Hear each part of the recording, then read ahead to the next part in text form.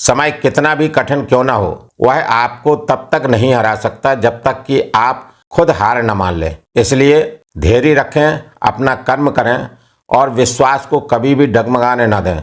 साथियों नमस्कार, मैं आर.एस. खरे अपने चैनल मात पित्त ज्योतिष ज्ञान में आप सभी दर्शकों का हार्दिक अभिनंदन स्वागत करता हूं। इस वीडियो में हम ग्रहों के गोचर के आधार पर चर्चा करेंगे कि कुंभ राशि वाले जातकों का माह अप्रैल 2024 उनके स्वास्थ्य के दृष्टिकोण से कैसा रहेगा। आर्थिक पक्ष के बारे में जानेंगे, भूमि भवन के बारे में समझेंगे, संतान शिक्षा के बारे में जानेंगे, दाम्पत्य जीवन कैसा रहेगा, भाग्य के बारे में समझेंगे, कैरियर कैसा रहेगा, क्या क्या लाभ हानियां इस माह कुंभ राशि वाले जातकों को देखने के लिए मिलेंगी। इन्हीं सब बातों की चर्चा इस वीडियो में विस्तार से करेंगे। यह विश्लेषण चंद्र राशि पर आधारित है। इसे नाम राशि व लग्न से भी देखा जा सकता है। माह प्रारंभ से ही कुंडली चार्ट में दिख रहे ग्रहों के गोचर की स्थिति कुछ इस प्रकार है।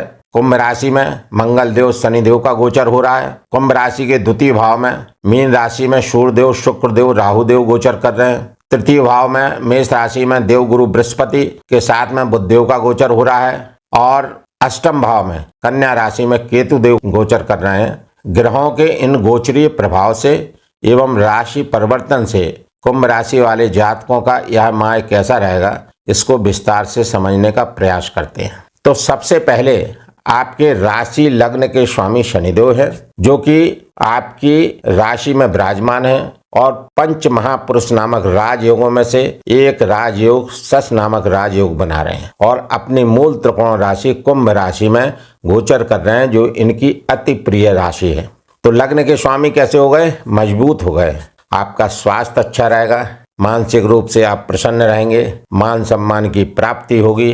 तो लग्नेश का फल क्या है? अच्छा है। तो लगन के स्वामी आपके अच्छे हो गए। अब भाग्य भाव की अगर बात करें तो भाग्य भाव के स्वामी शुक्रदेव हैं। तो शुक्रदेव का गोचर द्वितीय भाव में हो रहा है और यहाँ पर मीन राशि में हो रहा है, जो कि इनकी उच्च की राशि है। अतः शुक्रदेव उच्च की राशि में गोचर कर रहे हैं और गोचर करते हुए भाग्य वर्धन करेंगे। चतुर्थ भाव से धन के अति लाभ दिलाएंगे और कुटुंब से, परिवार से मधुर संबंध रहेंगे और कई जगहों से धन के आपको लाभ देखने को मिलेंगे, लाभ प्राप्त होंगे इस माह में। कुल मिलाकर शनिदेव की स्थिति बहुत सुंदर बनी हुई है, जो आपके लग्न राशि के स्वामी हैं और आपके भाग्य भाव की भी स्थिति काफी सुंदर बनी हुई है। अब पराक्रम भाव के स्वामी देवगुरु बृहस्पति हैं, जो कि आपके एकादशेश और धन भाव के स्वामी होकर, दोनों अच्छे भावों के स्वामी होकर पराक्रम भाव में बैठे हैं। तो आपका यहाँ पर बल, साहस, पराक्रम में वृद्धि होगी और कई स्रोतों से धन के लाभ आपको प्राप्त होंगे। सूर्यदेव 13 अप्रैल तक द्वितीय भाव में गोचर कर रहे हैं। 13 अप्रैल के बाद 14 अप्रैल प्रातः से सूर्यदेव का गोचर उनकी उच्चस्थ राशि में हो जाएगा और उच्चस्थ राशि में गोचर होने से सूर्यदेव आपके भाग्य में वृद्धि करेंगे। भाग्य से अनेक आपके कार्य बनेंगे। सूर्यदेव का गोचर आपके लिए बहुत ही शानदार बना हुआ है। सूर्यदेव की गुरुदेव के साथ में युति होगी और पंचम भाव पर देवगुरु बृहस्पति की दृष्टि रहेगी और सूर्य और देवगुरु बृहस्पति की युति से आपका दाम्पत्य जीवन अच्छा रहेगा। रोजगार के अनेक साधन बनेंगे और भाग्य भाव में दृष्टि होने से देवगुरु बृहस्पति की और सूर्यदेव की भाग्य का वर्धन होगा, भाग्य बढ़ेगा। भाग्य से काफी उन्नति आपको देखने को मिलेगी और आपका कर्म स्थल भी मजबूत रहेगा। अतः कुंभ राशि वाले जातकों का यह माह बहुत ही शानदार एवं योग कारक बना हुआ है। इस माह में कुंभ राशि वाले जातकों का जीवन बदल जाएगा। मंगल, गुरु व शनिदेव से आपका जीवन बदलेगा। मंगल का गोचर, शनिदेव का गोचर, देवगुरु बृहस्पति का गोचर आपके जीवन को बदल कर रखेगा और जबरदस्त धन के लाभ आपको प्राप्त होंगे। और मैंने इस बात का उल्लेख अपने थंबनेल में भी किया है। यहाँ पर मैं अपने प्रिय दर्शकों से विनम्र अनुरोध करता हूँ कि चैनल को लाइक, सब्सक्राइब एवं शेयर करना ना भूलें। साथ ही वीडियो को अंत तक अवश्य देखते रहें, जिससे आप इस कार्यक्रम का पूरा लाभ उठा सकें। वीडियो के अंत में विशेष एवं अचूक उपाय भी बताएंगे, जिन्हें करके आप इस माह को और अधिक शुभ एवं अनुकूल बना सकेंगे। तो चलिए अब इस विश्लेषण को विस्तार से समझने का प्रयास करते हैं। तो आपके राशि के स्वामी शनिदेव हैं लग्न के स्वामी शनिदेव हैं, जो कि स्वयं अपनी राशि में केंद्र त्रिकोण भाव प्रथम भाव में गोचर कर रहे हैं। तो यहाँ पर शनिदेव की स्थिति काफी अच्छी बनी हुई है। आप लोगों पर शनि की 7.5 का सेकंड स्पेल द्वितीय चरण चल रहा है। तो आप लोग शनि की 7.5 से प्रभावित हैं और ये द्वादश भाव के स्वामी हैं, तो आपके अनावश्यक खर्चे भी बीच में करा सकते हैं। मंगल की युति होने से, क्योंकि मंगल और शनि परस्पर शत्रु ग्रह हैं, क्योंकि शनि की चाल धीमी है और मंगल ग्रह तेज चलते हैं और तुरंत मतलब रिजल्ट चाहते हैं और एग्रेसिव टाइप के ग्रह हैं। तो कहने का मतलब मंगल और शनि की युति आपस में परस्पर विरोधी चीजें पैदा करती है। तो शनि जो है अपनी शांति से चलेंगे धीरे से, और मंगल जो है एग्रेशन देंगे। तो इस माह में आपको एग्रेशन से बचना है, क्योंकि मंगल देव जब 23 अप्रैल के बाद में ट्रांजिट करके द्वितीय भाव में पहुंच जाएंगे तो राहु के साथ में इनकी युति बनेगी और अंगारक दोष बनेगा। तो यहाँ पर भी आपको एग्रेशन से बचना है। कुल मिला के अपनी वाणी का आपको ध्यान रखना है। और फिर बुध भी वक्री होकर राहु के साथ गोचर करेंगे। 9 अप्रैल के बाद द्वितीय भाव में पहुंच जाएंगे तो बुध राहु मिलके युति बना के जड़त्व दोष भी बनाते हैं। तो यहाँ पर भी बुद्धि काम नहीं करती और आदमी बिना विचार के कार्य करने लगता है और अपनी वाणी को खराब करके अपने बनते हुए कार्यों को बिगाड़ देता है। तो आपको केवल अपनी वाणी का ख्याल रखना है, कटु वाणी से बचना है, मधुरता रखिए, जिससे आपको फिर इस गोचर से कोई किसी तरह की परेशानी देखने को नहीं मिलेगी। अब द्वितीय भाव के स्वामी देवगुरु बृहस्पति हैं, जो कि एकादशेश और द्वितीयेश होकर तृतीय भाव में गोचर कर रहे हैं। तो यहाँ पर एकादशेश हैं तो एकादश भाव से, लाभ भाव से, उनके कारकों से आपको शुभ फल देखने को मिलेंगे। यानी आपको एक से अधिक जगहों से, स्रोतों से धन के लाभ होंगे। और धन भाव के स्वामी हैं तो धन भी दिलाएंगे। कुटुंब भाव के स्वामी हैं तो परिवार कुटुंब से आपके संबंध भी अच्छे रहेंगे। लेकिन यह तृतीय भाव में गोचर कर रहे हैं, ये साहस बल पराक्रम का भाव है। तो यहाँ पर आपको धन की वृद्धि तो होगी और इनकी दृष्टि भाग्य भाव पर है, तो भाग्य का भी सहारा मिलेगा। और इनकी दृष्टि दाम्पत्य जीवन पर है, तो दाम्पत्य जीवन में भी मधुरता रहेगी। लेकिन इन सब चीजों के लिए आपको पुरुषार्थ करना पड़ेगा, प्रयास करना पड़ेगा, क्योंकि देवगुरु बृहस्पति तृतीय स्थान में है, पराक्रम पुरुषार्थ के स्थान में गोचर कर रहे हैं। तो बिना पुरुषार्थ, बिना परिश्रम, बिना मेहनत कराए हुए आपको कम मात्रा में फल मिलेंगे। यदि आप अधिक मात्रा में धन चाहते हैं, दाम्पत्य जीवन अधिक सुखी चाहते हैं, तो आपको पुरुषार्थ करना पड़ेगा, परिश्रम करना पड़ेगा और अपने माइंड को सही डायरेक्शन में लगाना पड़ेगा। क्योंकि मंगल देव की सप्तम दृष्टि आपके दाम्पत्य जीवन के भाव पर है और मंगल देव की दृष्टि दाम्पत्य जीवन से होने से आपके स्पाउस का स्वास्थ्य प्रभावित हो सकता है, आपके संबंध में कटुता आ सकती है। लेकिन यहाँ पर देवगुरु बृहस्पति की दृष्टि होने से आपका दाम्पत्य जीवन सामान्य ही बना रहेगा, खुशहाली बना रहेगा। तृतीय भाव के स्वामी मंगल देव है और मंगल देव लग्न में गोचर कर रहे हैं। और मंगल देव यहाँ लग्न में गोचर करते हुए कार्यस्थल को मजबूत करेंगे, क्योंकि ये दशम भाव के भी स्वामी हैं और तृतीय भाव के स्वामी हैं। तो आपका कार्यस्थल मजबूत रहेगा। यदि आप सरकारी नौकरी में हैं तो पद प्रमोशन के लाभ मिलेंगे। यदि कोई बड़ा व्यवसाय कर रहे हैं तो उसमें भी आपको उन्नति देखने को मिलेगी।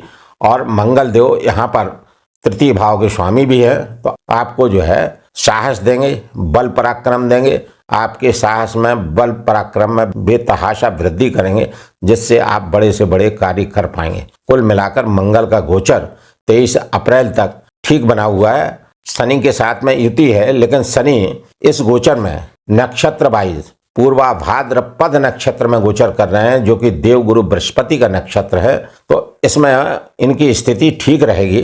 केवल आपको अपने अनावश्यक धन व्यय न हो, आपको आलस्य न आए, प्रमाद की स्थिति न बने, इन सब चीजों का ध्यान रखना है। बाकी नक्षत्र वाइज गोचर ठीक है। देवगुरु बृहस्पति शुभ हैं तो गोचर भी इनका देवगुरु बृहस्पति के उसमें शुभ रहेगा।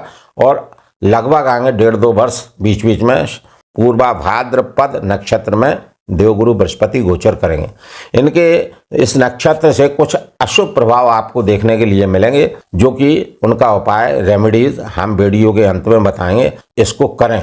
उसका कारण ये है कि जिन जातकों पर शनि की 7.5 का प्रभाव है, चाहे वो मकर राशि हो, चाहे वो कुंभ राशि हो, चाहे वो मीन राशि हो, और जिन पर ढैया का प्रभाव है, जैसे कर्क राशि है और वृश्चिक राशि है। ये पांचों राशियों के लिए कर्क राशि, वृश्चिक राशि, मकर राशि, कुंभ राशि, मीन राशि पर क्रमशः ढैया और साढ़े साती का प्रभाव है। शुभता प्राप्त करने हेतु विशेष उपाय वीडियो के अंत में बताएंगे, तो इसे सुनकर आप लोग जरूर करें, तो आपको शनिदेव के बहुत ही अनुकूल एवं शुभ परिणाम देखने के लिए मिलेंगे। अब चतुर्थ भाव के स्वामी शुक्रदेव हैं और भाग्य भाव के स्वामी शुक्रदेव हैं। चतुर्थेश भाग्येश होकर शुक्रदेव उच्चस्थ स्थिति में द्वितीय भाव में गोचर कर रहे हैं। तो यहाँ पर चतुर्थ भाव के कारकों से आपको बेहद लाभ मिलेंगे। ये सुख का भाव है चतुर्थ भाव, तो आप मानसिक रूप से सुखी रहेंगे, पारिवारिक रूप से आप सुखी रहेंगे, भूमि भवन के कार्यों से आपको धन के लाभ देखने को मिलेंगे, भाग्य से अनेक कार्य बनेंगे, भाग्य का सपोर्ट मिलेगा। कुल मिलाकर शुक्रदेव का गोचर बहुत ही शानदार अनुकूल बना हुआ है। शुक्रदेव यहाँ पर 24 तारीख तक गोचर करेंगे। 24 के बाद में शुक्रदेव का राशि परिवर्तन 25 अप्रैल को तृतीय भाव में हो जाएगा, तो यहाँ भी शुक्रदेव के आपको लगभग ठीक फल प्राप्त होंगे। पंचम भाव के स्वामी बुधदेव हैं और अष्टम भाव के स्वामी हैं। पंचमेश अष्टमेश होकर बुध देव का गोचर मेष राशि में तृतीय भाव में हो रहा है और 2 अप्रैल से ये वक्री हो जाएंगे, रेट्रोग्रेड हो जाएंगे और 9 अप्रैल से पुनः वक्री होकर कुंभ राशि वाले जातकों के द्वितीय भाव में गोचर करेंगे और यहाँ पर मीन राशि में गोचर करते हुए नीचस्थ हो जाएंगे। लेकिन उच्च के शुक्र के साथ स्थित होने पर इनका नीच भंग होगा, जिससे बुध के आपको शुभ फल देखने को मिलेंगे। फिर भी चूंकि बुध यहाँ पर नीचस्थ स्थिति में रहेंगे, तो आपको उपाय करना पड़ेंगे बुध के, जिससे आपको बुध के और अधिक शुभ एवं अनुकूल फल देखने को मिलेंगे। अब छठवें भाव रोग भाव के स्वामी चंद्रदेव हैं और चंद्रदेव एकादश भाव में गोचर कर रहे हैं। तो चंद्रदेव का माह के प्रारंभ में गोचर स्थिति ठीक है, अच्छी शुभ है। देवगुरु बृहस्पति के घर में गोचर कर रहे हैं और एकादश भाव में शुभ गोचर हो रहा है, तो लगभग चंद्रदेव के आपको शुभ फल देखने को मिलेंगे। लेकिन चंद्रदेव का गोचर एक राशि में मात्र 2.25 दिन रहता है। जब भी चंद्रदेव शुभ राशिगत हों, शुभ ग्रहों के साथ युति बना रहे हों या शुभ ग्रहों की दृष्टि चंद्रदेव पर पड़ रही हो, तो उस अवधि में चंद्रदेव के शुभ फल देखने को मिलते हैं। सप्तम भाव के स्वामी सूर्यदेव हैं। सूर्यदेव 13 अप्रैल तक द्वितीय भाव में गोचर कर रहे हैं और राहु देव के साथ में बैठे हुए ग्रहण दोष बना रहे हैं। सूर्य के साथ राहु की युति होने से यहाँ पर सूर्य ग्रहण दोष बन रहा है, तो अतः 13 अप्रैल तक सूर्य देव की स्थिति कमजोर रहेगी। तो आपको अपने दाम्पत्य जीवन का विशेष ध्यान रखना पड़ेगा।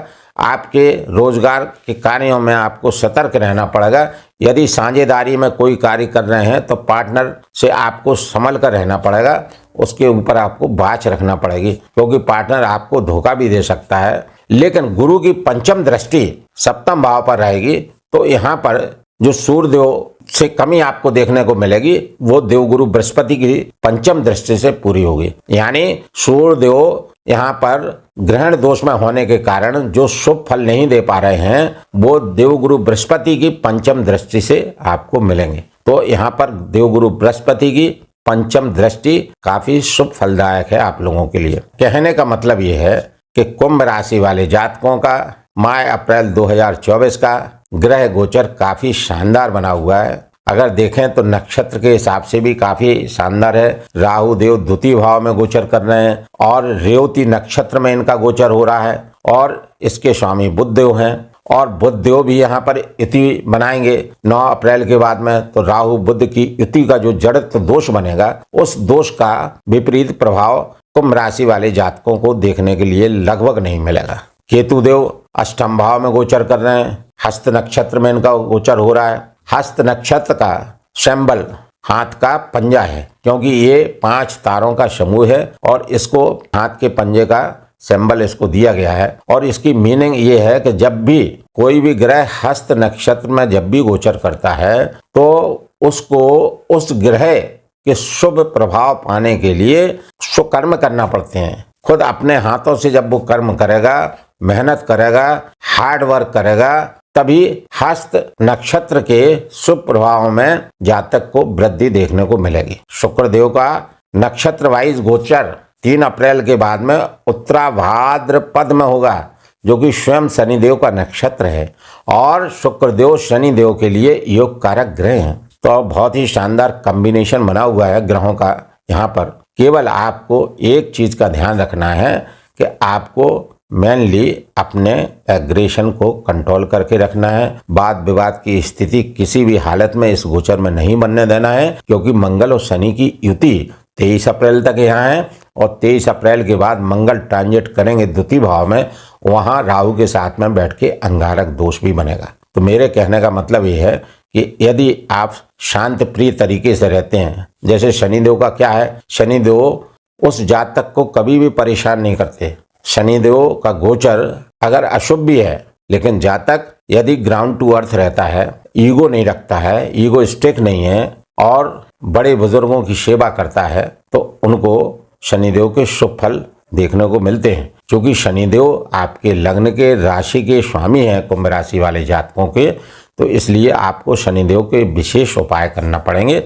और शनिदेव के उपाय के लिए व्यवहारिक उपाय मैं बता रहा हूं। पहले तो व्यवहारिक उपाय के लिए शनिदेव वृद्ध हैं, तो आप लोग वृद्धों की सहायता करिए। शनिदेव धीमी चाल चलते हैं, तो आप जो लोग लूले लंगड़े हों, जो विकलांग हों, चलने में परेशानी महसूस करते हों, ऐसे निर्धन गरीब लोगों की, आप वृद्ध लोगों की जरूर सहायता करिए। इससे शनिदेव आपसे प्रसन्न होंगे। और उसके बाद में शनिदेव का विशेष उपाय है, क्योंकि शनिदेव अभी पूर्वा भाद्रपद नक्षत्र में गोचर कर रहे हैं, और ये पूर्वा भाद्रपद के स्वामी देवगुरु बृहस्पति हैं, और देवता इनके अजय एक पद। तो आपको उपाय के लिए विशेष तौर से रुद्र गायत्री मंत्र का आपको नित्य प्रातः काल 108 बार जाप करना है। उनका मंत्र है ओम तत्पुरुषाय विद्महे महादेवाय धीमहि तन्नो रुद्र प्रचोदयात्। यदि इस मंत्र का 108 बार प्रातः नियम से श्रद्धा पूर्वक करते हैं, तो शनिदेव की विशेष कृपा आप पर रहेगी, और शनिदेव के विपरीत अशुभ फल देखने को कभी भी आपको नहीं मिलेंगे। बुधदेव यहाँ नीचस्थ रहेंगे, तो बुधदेव के लिए उनका बीज मंत्र ओम ब्राम ब्रीम ब्रह्म सा बुधाय नमः 108 बार नित्य जाप करें। और सूर्यदेव के लिए सूर्य उदय के बाद जल अर्घ्य देवें, और आदित्य हृदय स्तोत्र का पाठ श्रद्धा पूर्वक करें। यदि आप लोग यह सब उपाय करते हैं, तो यह माह आप लोगों का अति शुभ फलकारक एवं आपके अनुकूल व्यतीत होगा। यदि आप लोगों को मेरा यह वीडियो अच्छा लगा हो, तो कृपया आप अपने मात पित्त ज्योतिष ज्ञान चैनल को लाइक, सब्सक्राइब एवं शेयर करना ना भूलें। धन्यवाद।